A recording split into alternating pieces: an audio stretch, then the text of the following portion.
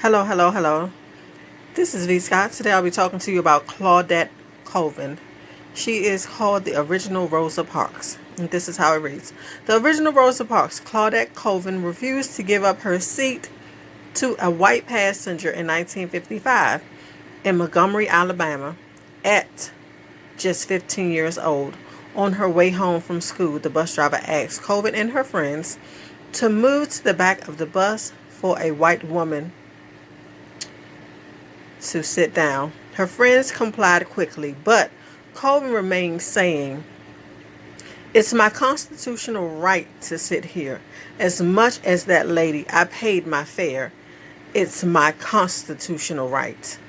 The bus driver told her if she refused to move, he would call the police. Despite this, Colvin stood her ground. When the police arrived, they forcibly removed her from the bus and arrested her for assault, disturbing the peace, and violating segregation laws. She spent several hours in jail until her pastor bailed her out.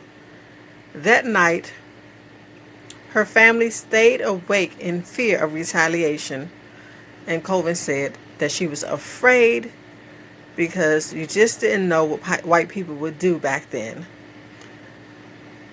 And then it says, no one could ignore the fact that Colvin's actions sparked a movement, especially the local chapter of the National Association for Advancement of Colored People, which is the NAACP. I'm sure you already know that.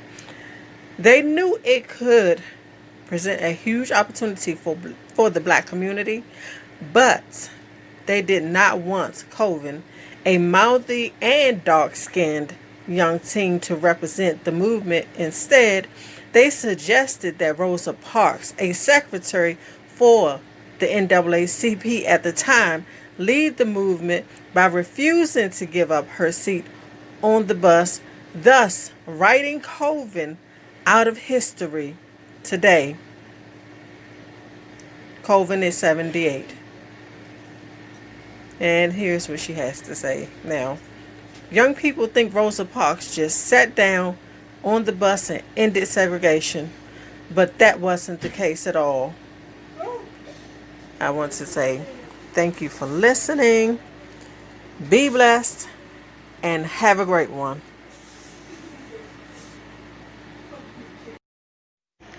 Hello, hello. Now we're going to be talking about Fannie Lou Hamer. She was the youngest of 20 children. She worked as a sharecropper with her family in Montgomery County, Mississippi. She excelled in reading and spelling in the one-room school provided for the sharecroppers' children between picking seasons. Unfortunately, she left school at the age of 12 to take care of her aging parents, and in 1944, the plantation owner discovered that Fannie Lou could read, really read very well, and he promoted her to the plantation time recorder keeper. She went on to marry Perry Hamer, a fellow sharecropper, and she adopted two children after receiving the removal of a brain tumor, and the doctors gave her a hysterectomy without her consent, so she was unable to have children after that. She ended up with a great interest in the civil rights movement, and what else? It's so many things. She ended up with a great. Okay, so that's it. And then with her grace, the civil rights movement, she attended annual conferences like the Regional Council of Negro Leadership, which rallied for voting rights for the African Americans. I'm sorry.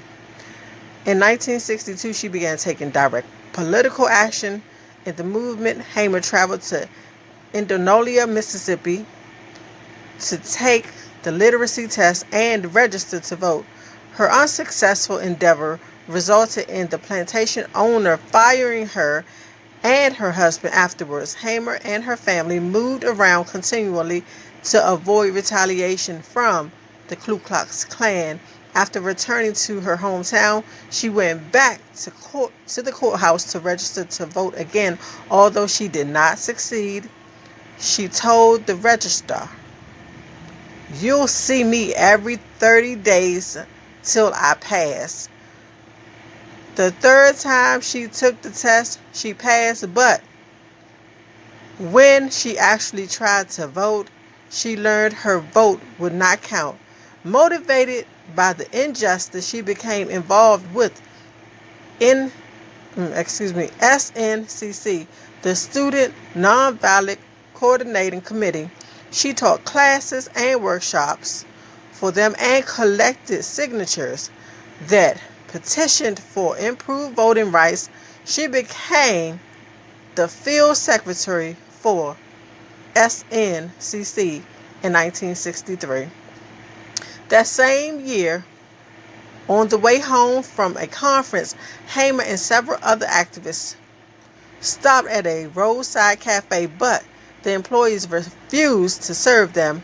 When they left the cafe, police arrested them and took them to jail and brutally beat them. Hamer never fully recovered. The incident caused her permanent kidney damage, but she did not let that stop her. She went on to help form Mississippi Freedom Democratic Party in 1964, challenged the state's all-white delegation that year. She lost the Democratic primary, but televised convention allowed her to bring civil rights movement to the nation's attention. In her final years, she helped minorities find work and provide health care for their families. She fought for civil rights up until 1977 when she died of breast cancer. Buried in a memorial garden, Hamer's tombstone bears her most famous quote, "I am sick and tired of being sick and tired."